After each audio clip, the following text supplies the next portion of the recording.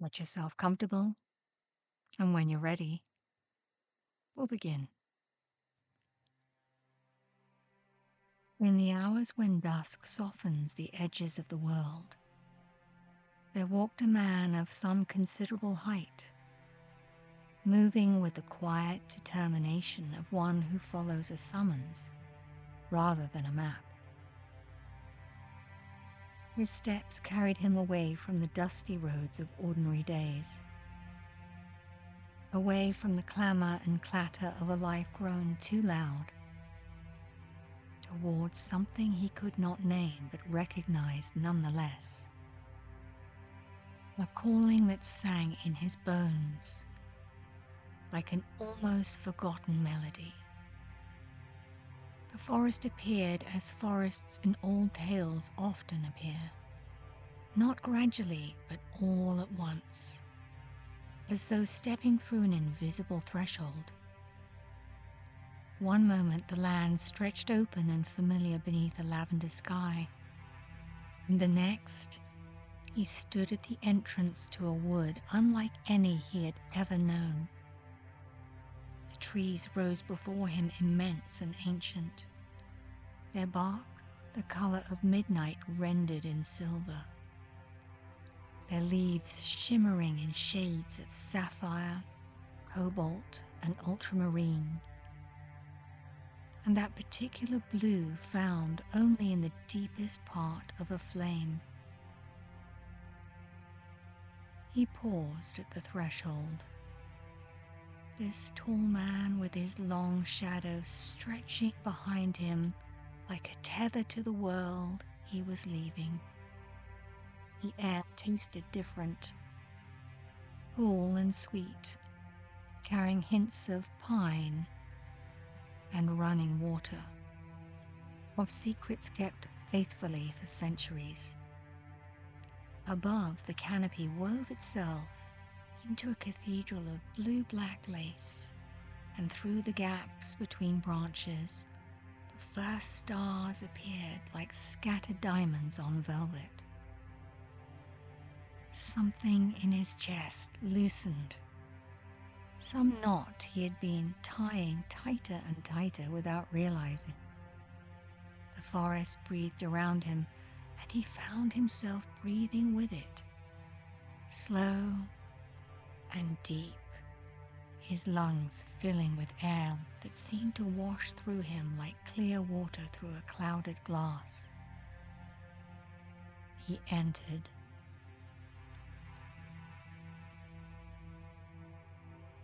Beneath his feet, the path revealed itself in patches of luminescence, mushrooms glowing with a gentle phosphorescence, marking the way in crescents and spirals.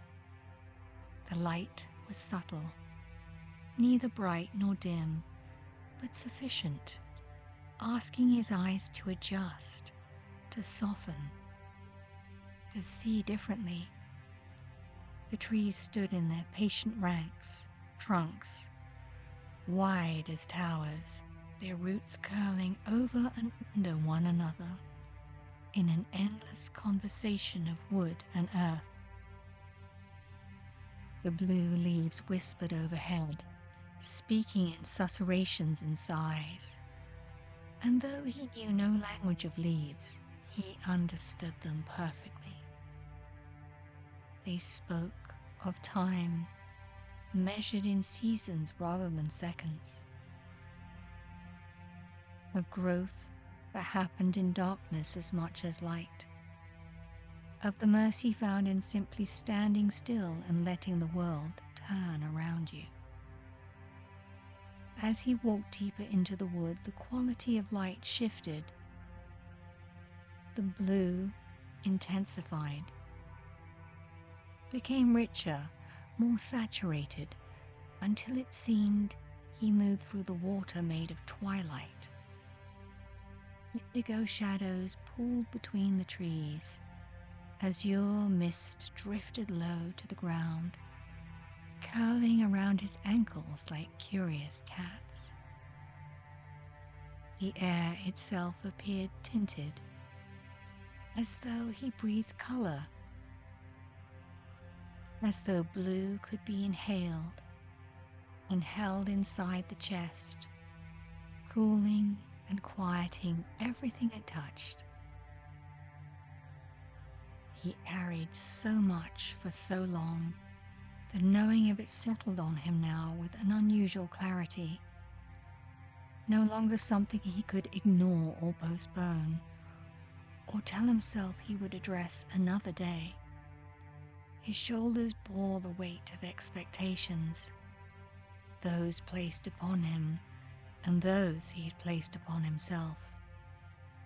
Each one a small stone added to an ever-growing pile, until he could barely remember what it felt like to stand upright without effort. His hands held griefs he had never properly mourned, goodbyes spoken too quickly, chances missed by moments or miles, or his own hesitation. His heart housed regrets that had taken up residence like unwelcome guests who'd stayed too long, wearing grooves into the floorboards of his inner rooms. All of it pressed down, pressed in, until some days he felt more burden than man, more weight than substance. But the forest knew. The forest had always known. He walked on, and the path led him gently downward, descending through layers of blue that deepened from cerulean to navy, to a blue so dark it bordered on purple, the color of grapes at the moment of perfect ripeness, of bruises that had begun to heal. The trees here were older still, their bark etched with patterns that might have been writing in some forgotten script, spirals and symbols that caught the eye and led it inward, inward, until looking at them felt like falling softly into sleep. Birdsong drifted through canopy. Though he never saw the birds themselves, the melodies were liquid and languid, notes that stretched and bent, unhurried as though time moved differently here, more slowly, or perhaps not at all. Between the songs came silences that were not empty but full, full of the sound of leaves breathing, of bark expanding imperceptibly, of roots drinking deep from the dark earth. The lofty man found his pace, slowing to match the forest's rhythm.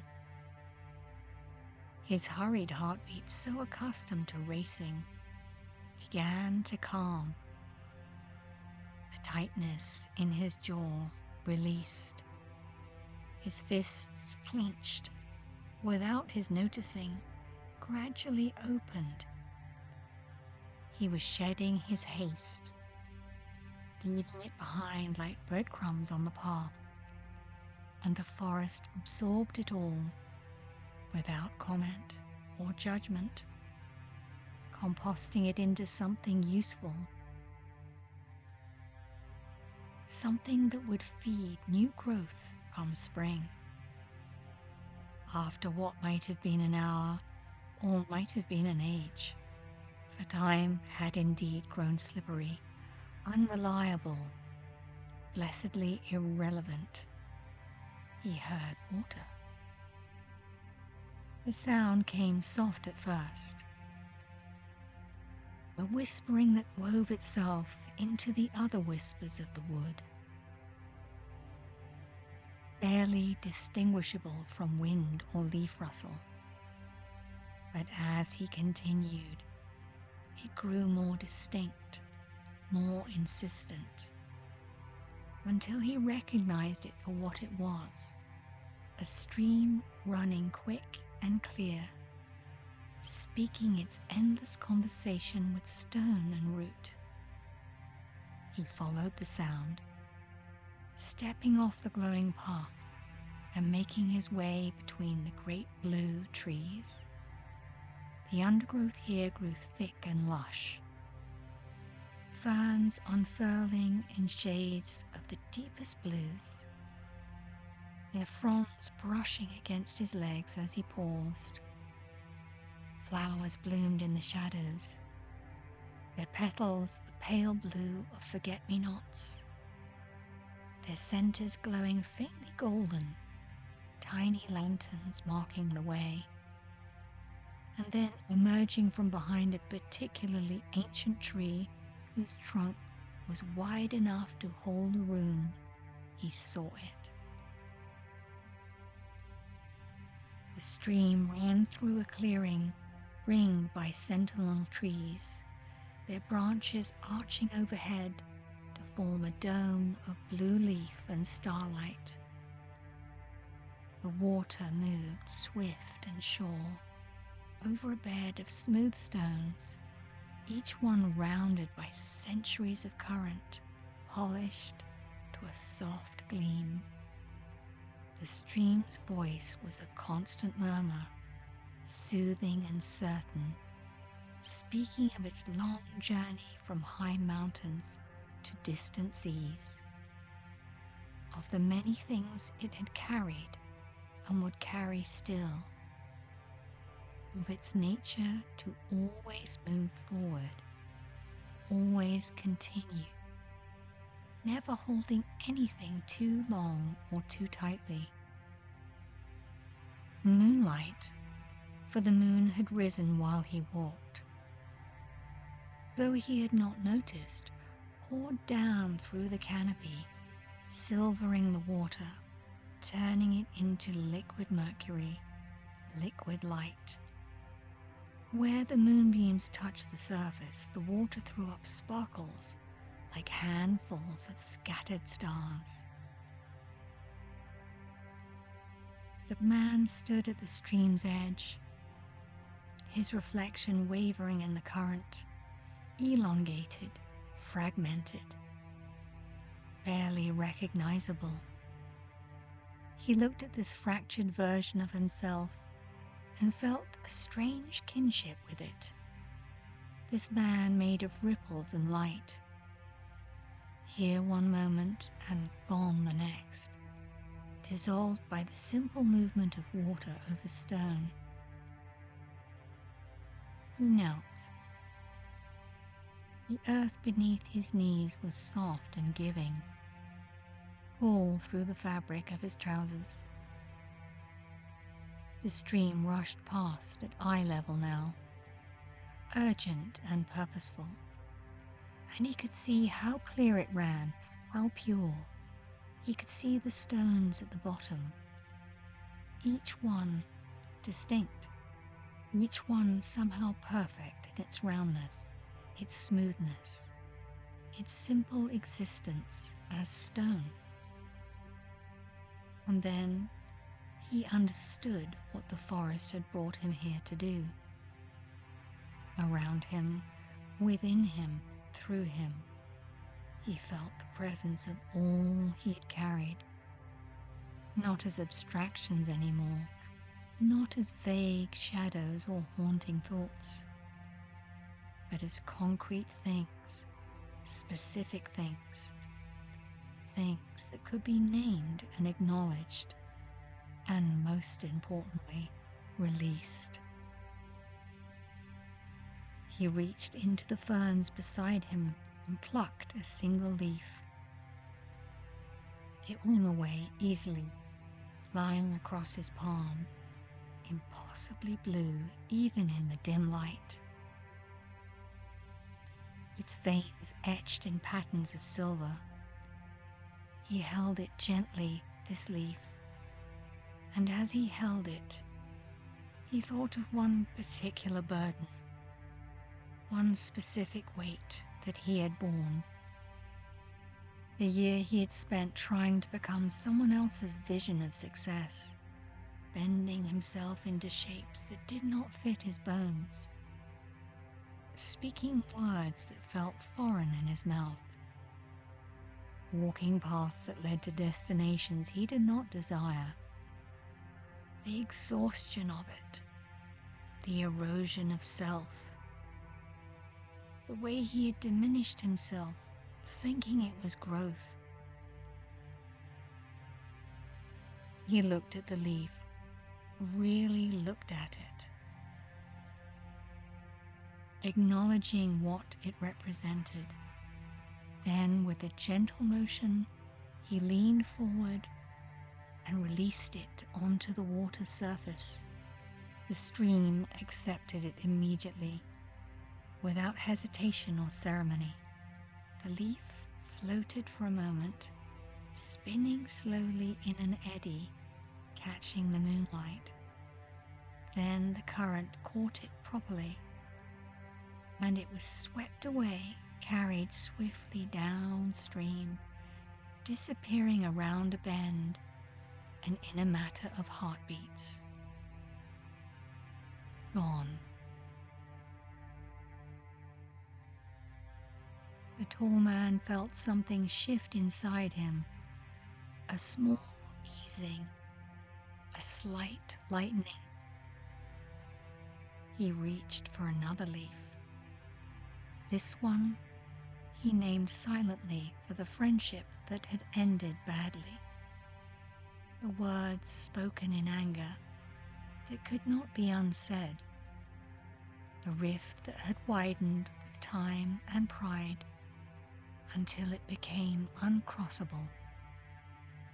He had replayed those conversations 1,000 times, scripting better responses, imagining different outcomes, punishing himself with the persistent belief that he could have, should have done otherwise.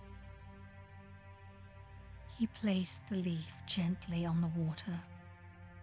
It joined the stream's swift procession, was taken and carried, borne away to join whatever becomes of leaves released to running water, mulch and soil, and the food of small creatures, transformed into something new, something useful, something other than what it was. Another leaf, the job that had collapsed around him through no fault of his own, but which he had worn like a badge of failure, proof of his inadequacy, evidence that he was not enough and never would be. The shame of it had colored everything that came after, making him hesitant, doubtful, forever waiting for the next thing to crumble. He let it go, watched it spiral away, blue on silver, until it vanished. Another, the love that had left, not dramatically but quietly, slipping away like water through cupped hands, leaving him with questions that had no answers, on a loneliness that felt like a physical presence, something he carried in his chest, heavy and cold. Another, the dream deferred so many times it had calcified, becoming less a possibility than a source of bitterness, a reminder of roads not taken, doors not opened, chances that had closed while he stood frozen by fear or doubt, or the simple crushing weight of daily survival.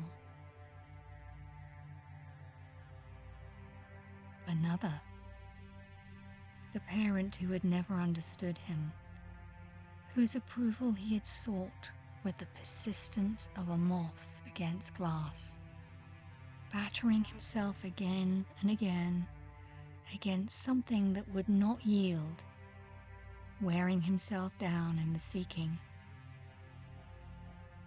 Another, the version of himself he had been at 20. So certain and so terribly wrong about nearly everything. Whose mistakes he still paid for. Whose recklessness had consequences that rippled forward through the years. Another, the illness that had stolen months of his life, leaving him hollowed and diminished, changed in ways both visible and invisible, carrying a new awareness of his own fragility that sometimes felt like a weight, and sometimes like a gift, but always like something he hadn't chosen. Leaf after leaf, he gathered and released. Some small as coins, representing minor slights and petty grievances, the accumulation of tiny cuts that nonetheless bled. Others large as hands, for griefs that deserved their size, for losses that had carved out spaces inside him that nothing had yet filled. He released resentments that had grown bitter with age, fears that had kept him small, unsafe, and utterly imprisoned. Guilts both earned and unearned, the things he had done and the things he had failed to do, the places where he had not been brave enough, kind enough, present enough. He released expectations, those others had placed on him and those he had placed on himself, invisible architectures that had shaped his choices and narrowed his world, the should-haves and must-be's, the supposed to's and ought to's, all the ways he had tried to live according to scripts written by people who did not know him, for lives that were not his own. He released comparisons, those endless measurements against others' accomplishments, others' happiness, others' seemingly effortless navigation of a life he found baffling and difficult. The social media scroll of highlight reels that made him feel perpetually insufficient, perpetually behind. He released the past versions of himself that he clung to with inappropriate nostalgia, the young man who could stay up all night, the athlete whose body obeyed him without complaint, the person who felt certain about things, who had not yet learned how complicated everything actually was.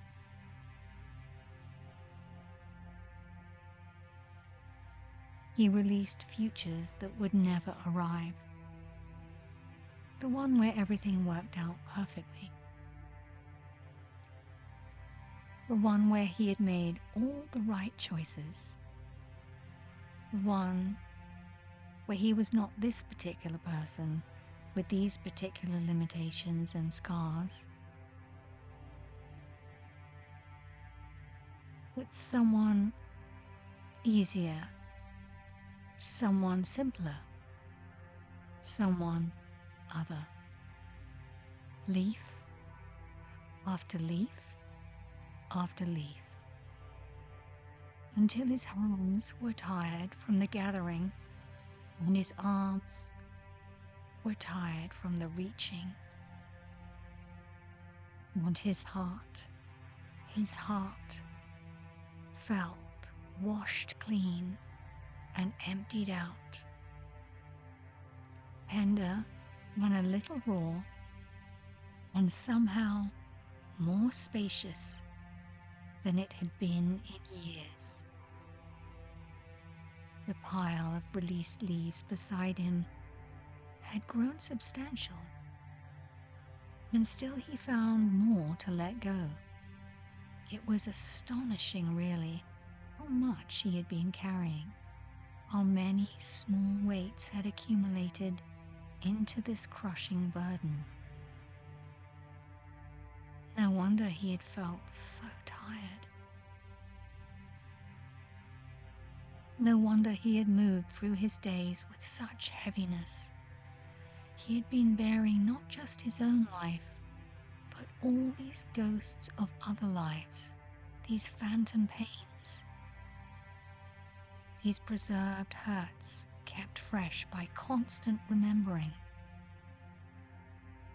The stream accepted everything he offered, never slowing, never rejecting anything, never suggesting he had brought too much, or come too often, or asked too great a favor.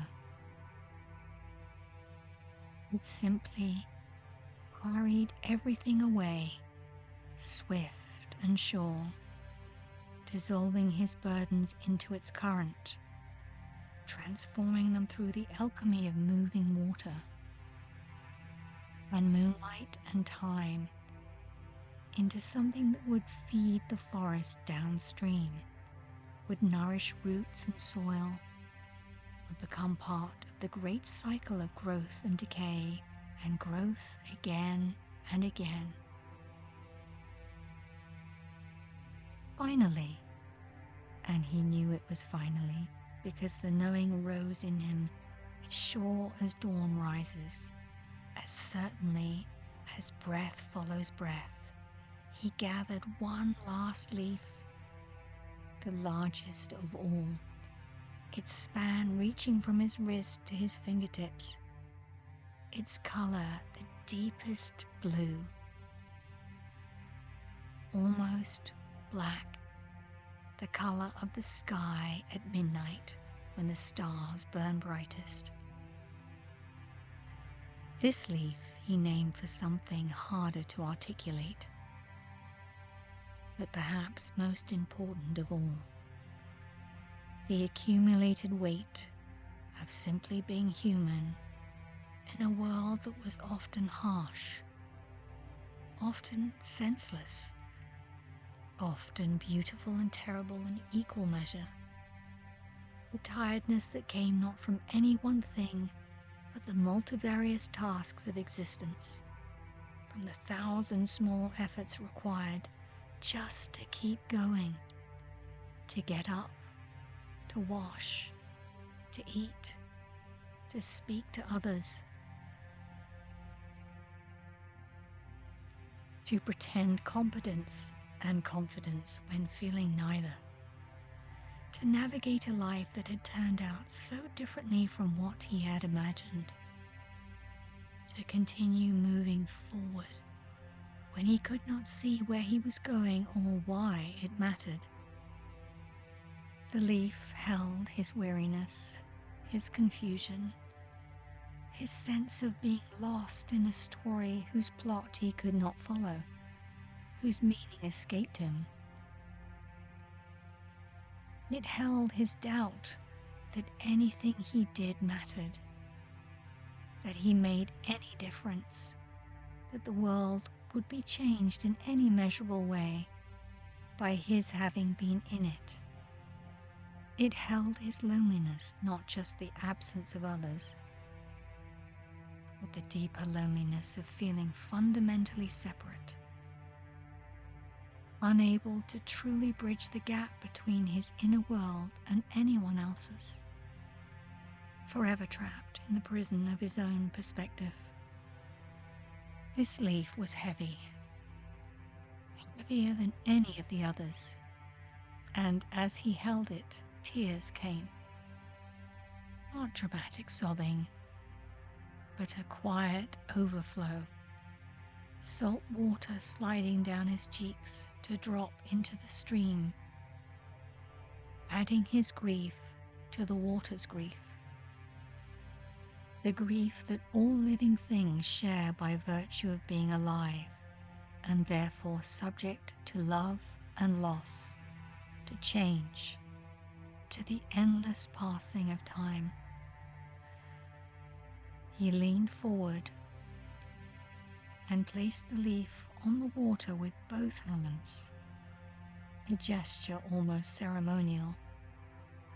For a moment it sat there, too heavy to float, and he felt a spike of fear.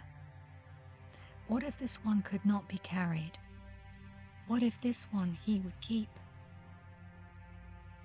But then the current found it, worked beneath it, and with a gentle insistence lifted it, bore it up, carried it forward.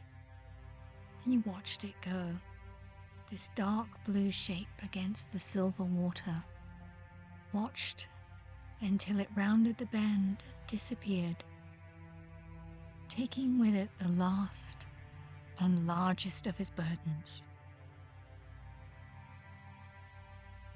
The clearing fell silent. Even the stream's voice seemed to quiet, or perhaps his ears had simply adjusted, the way eyes adjust to darkness until what seemed black reveals itself as shades of grey, as depth and dimension, as 100 subtle variations of shadow and light. The tall man remained kneeling at the stream's edge, his hands empty, his reflection still wavering in the water, but somehow more whole now, more complete, less fractured. He felt hollowed out, yes, but not in a diminished way, in the way a bell is hollow, the emptiness essential to its purpose, creating the space necessary for resonance, for sound, for the vibration that makes music possible. He'd felt light, not happy precisely. That would come later. Or perhaps not. Perhaps happiness was beside the point, but unburdened, unbound, untethered. As though he might, if he stood too quickly, float upward like a released balloon, drift up through the blue canopy and into the star-scattered sky beyond.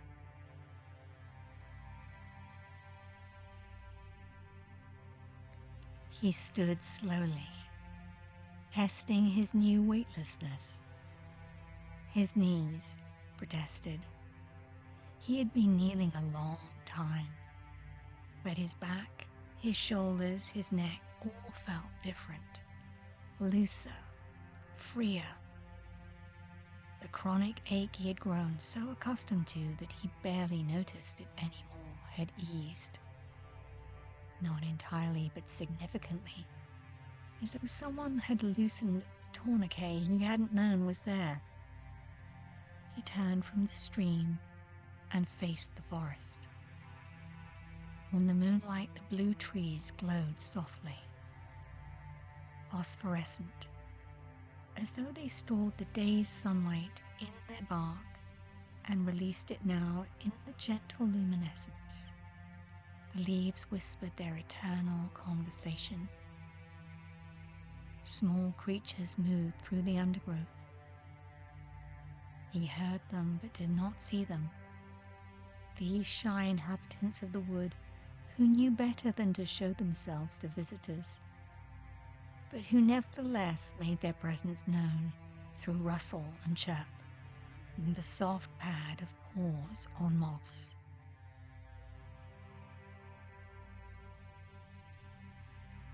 The lofty man felt the forest looking at him, not with eyes, for the forest had no eyes, but with that older, deeper form of attention that predates sight, that knows things through root and soil, through the slow transfer of nutrients and information, through the vast network of fungi that connected tree to tree in an underground web of communication that scientists had only recently begun to understand, but which the forest had known forever. The forest saw him, saw what he had done, saw that he had learned the lesson it had been holding for him all this time,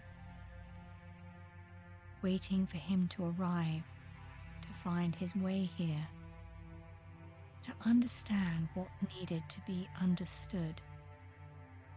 And the forest approved. It felt like a warmth in his chest, like a hand placed gently on his shoulder, like a voice speaking without words. Well done. You have done very well. You are welcome here. You are safe here. Rest now. Let yourself rest. He looked around the clearing and saw not far from where he stood the perfect place.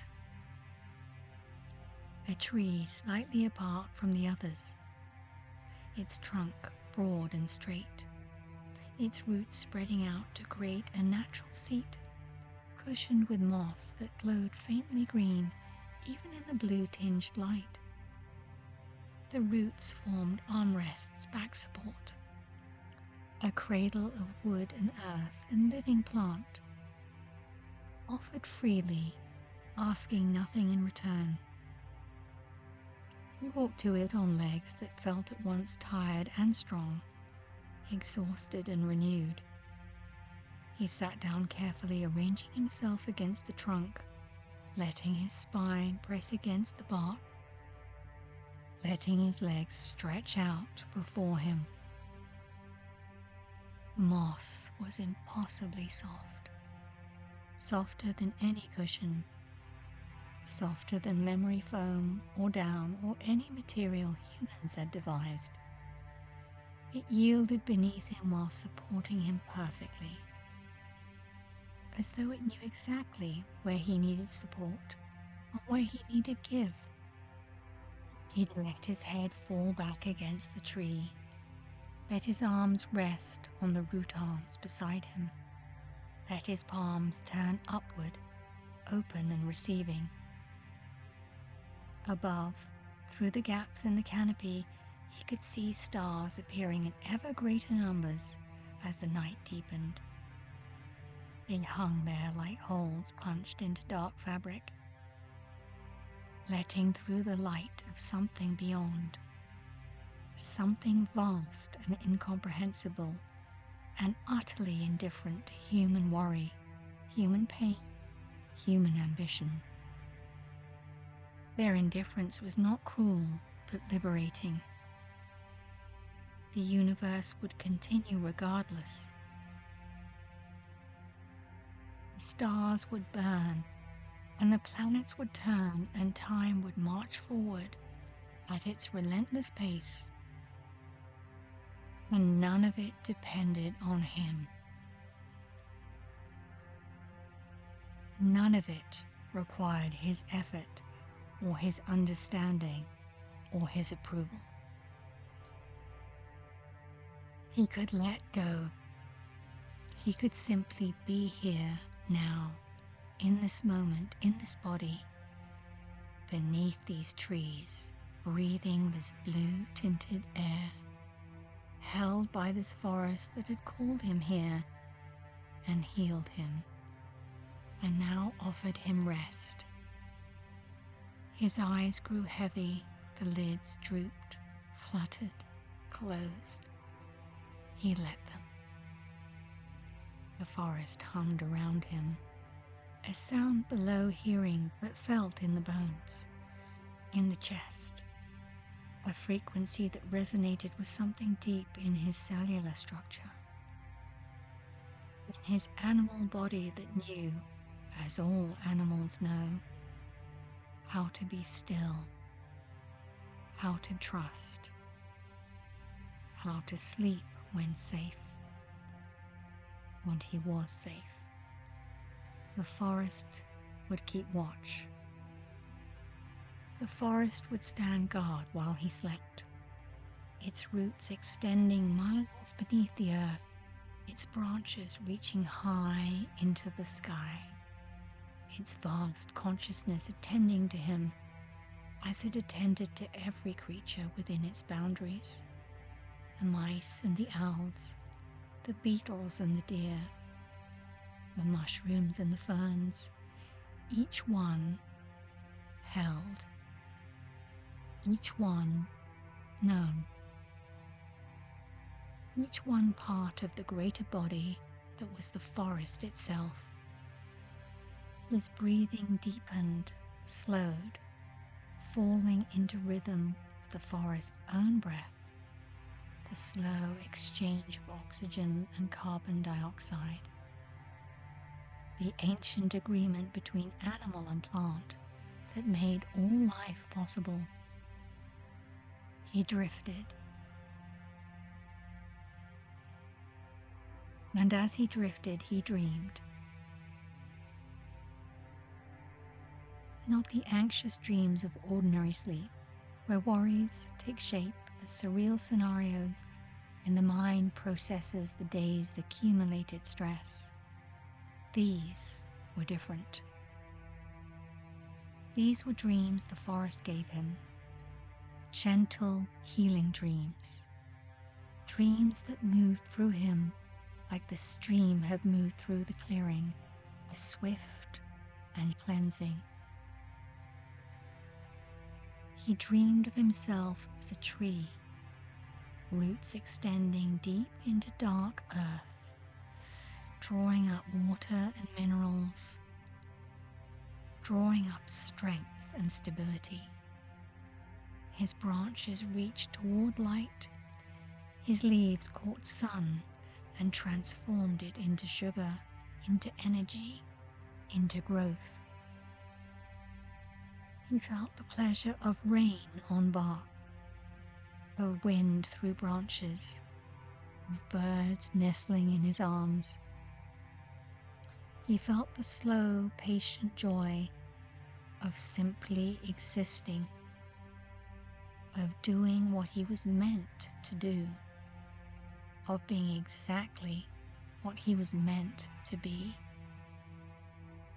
He dreamt of himself as the stream, always moving, never the same water twice, carrying everything forward, unable to go backward even if he wished to, shaped by, but also shaping the land through which he flowed,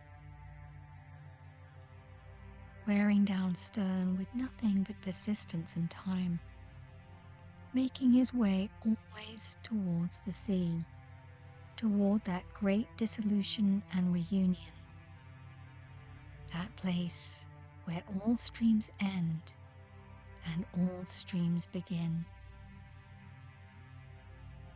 He dreamed of himself as light passing through blue leaves, filtered and softened, falling in dappled patterns on the forest floor, feeding the moss and ferns, creating the conditions for growth in shadow, proving that even diminished light is still light, still valuable, still necessary.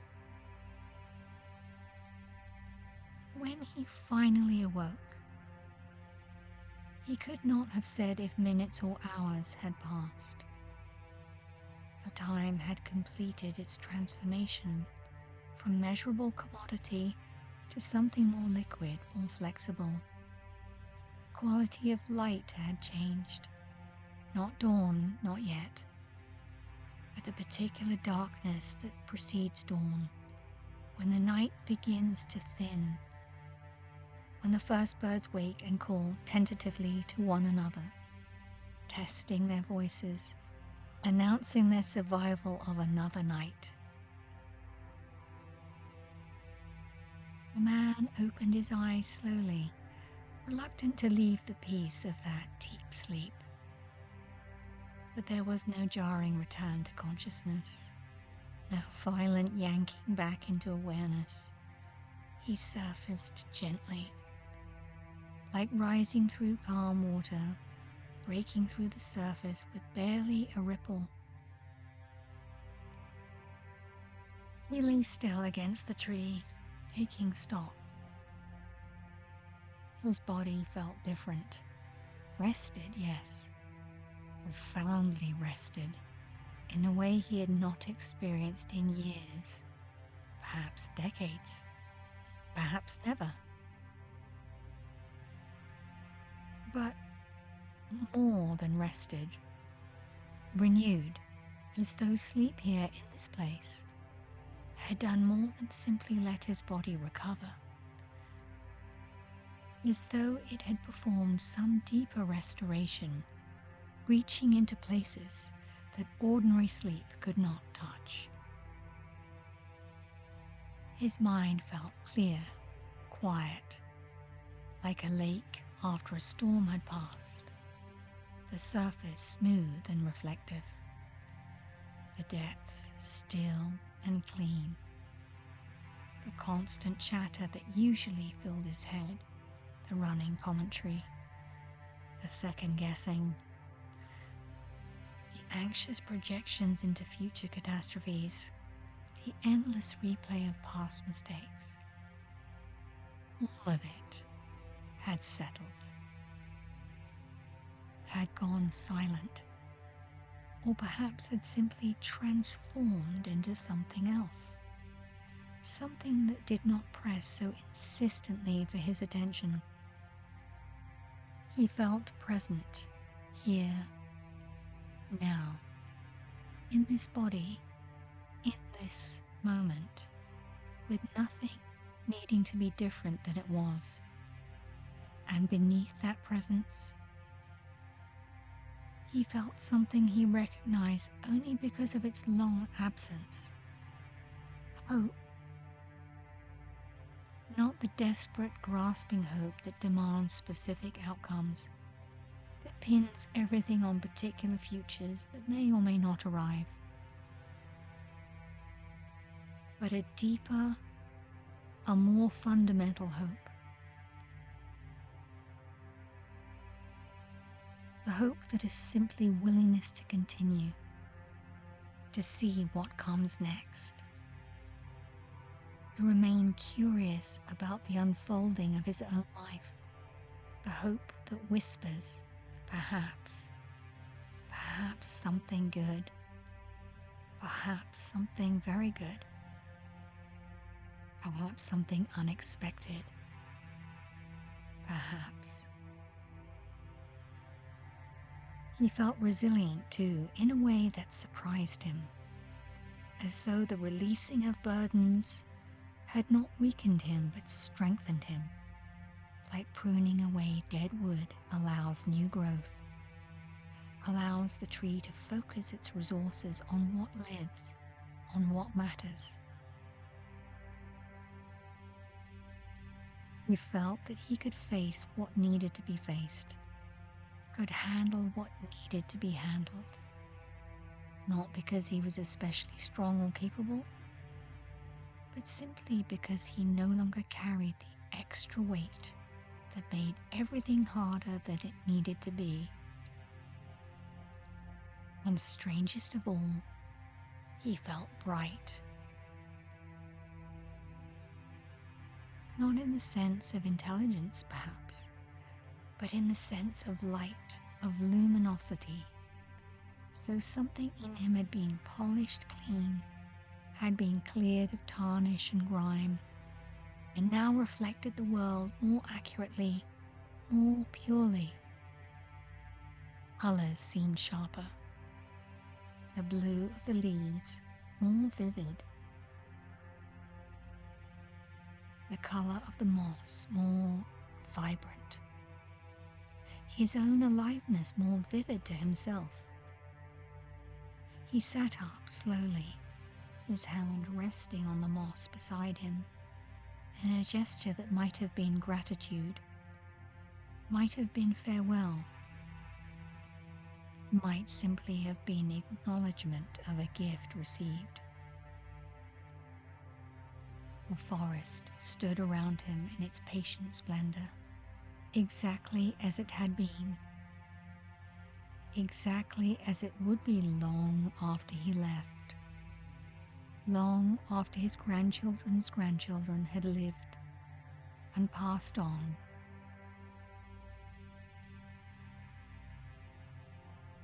The trees were eternal in a way humans could not be, marking time in their rings, holding memory in their wood, witnessing century after century without judgment or attachment. He stood while his body obeyed without protest, without the usual complaints and creaks. He felt a little taller somehow, as though he actually stood straighter, as though releasing the burdens had allowed his spine to find its proper alignment. He looked at the stream, still running swift and clear, still carrying leaves and twigs, and whatever else the current collected, still speaking its endless story of flowing forward, always forward toward the sea. He bowed to it, a small gesture, half-conscious, but it felt right, felt appropriate. This acknowledgement of what the stream had done for him. Then he turned to the tree that had held him while he slept, this great blue-barked giant with its moss-covered roots and its canopy lost in shadow overhead. He placed his palm flat against its trunk, feeling the rough bark, the slight warmth that suggested life, that suggested the slow movement of sap beneath the surface, the quiet work of growing that never stopped, not in summer or winter, day or night. "Thank you," he whispered, and the words felt inadequate but also sufficient, felt like the only words needed, because the tree knew what he meant. The forest knew what he meant, and knowing was enough. The forest seemed to hum in response, or perhaps it had been humming all along, and he was only now attuned to hear it, that low frequency, that resonance that moved through wood and earth and bone, that connected all living things in a web of vibration, of mutual existence, of shared presence in this improbable, beautiful, temporary world. He stepped away from the tree back toward the path. The glowing mushrooms still marked the way, patient and reliable, asking nothing, simply illuminating. He followed them back through the blue shadowed depths. He walked through the layers of increasingly lighter blue, back toward the edge of the forest, where it met the ordinary world. As he walked, he noticed things he had not noticed on his way in, or perhaps they had not been there to notice. Or maybe his eyes had not been ready to see them. A spider's web strung between two trees, each strand beaded with dew that caught the pre-dawn light, turning the whole web into a constellation, a galaxy suspended in air. Cluster of mushrooms growing from a fallen log, their caps a brilliant orange that seemed to glow from within. A place where the roots of two trees had grown together, intertwining, supporting each other, becoming in some sense a single organism. He saw how the forest was not separate things existing in proximity, but one thing. One vast, interconnected organism, each part feeding and supporting each other part.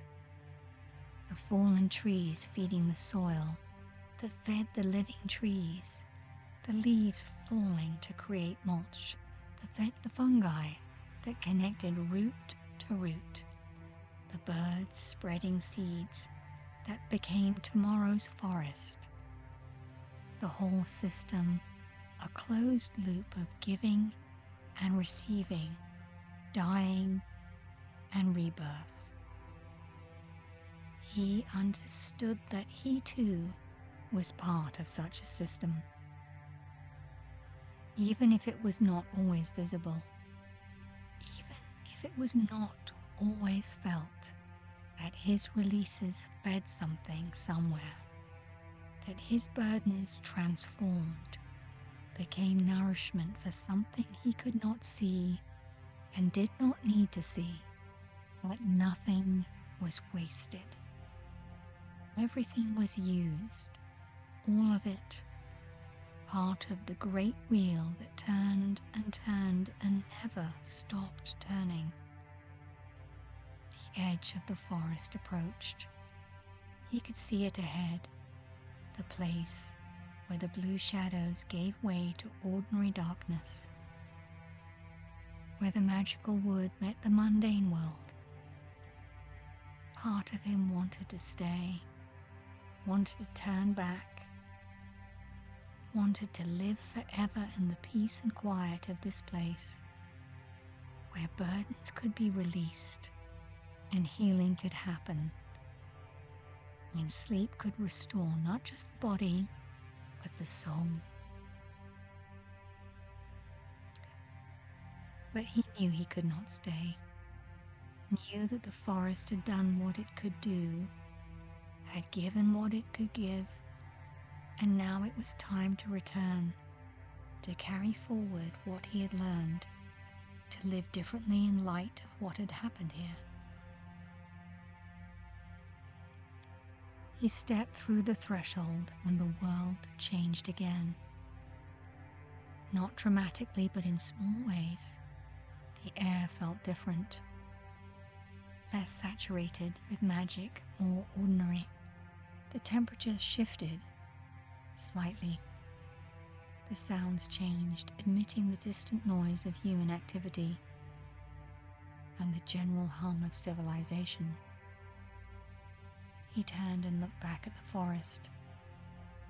In the glowing light of dawn, it looked less blue, more green, more like an ordinary wood. But he knew what it was, knew what it held, knew that it would be here if he needed it again, or if someone else needed it. This place of healing, this sanctuary for the tired and weary and lost. This forest that knew how to hold burdens, how to witness release, how to offer rest. Thank you, he said again to the forest, to the trees, to the stream he could no longer see but could still hear, faintly, its voice a whisper beneath the waking world.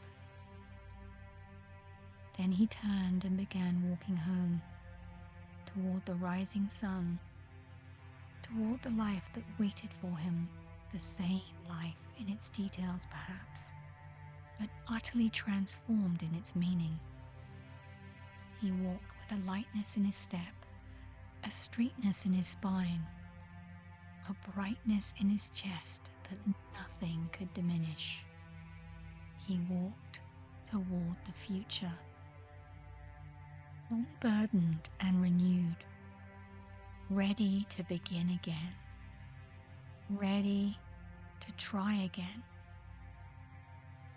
ready to live again, really live with presence and purpose and the quiet joy of simply being alive in a world that was difficult, yes, but also shot through with moments of such staggering beauty, joy, such unexpected grace, such mystery.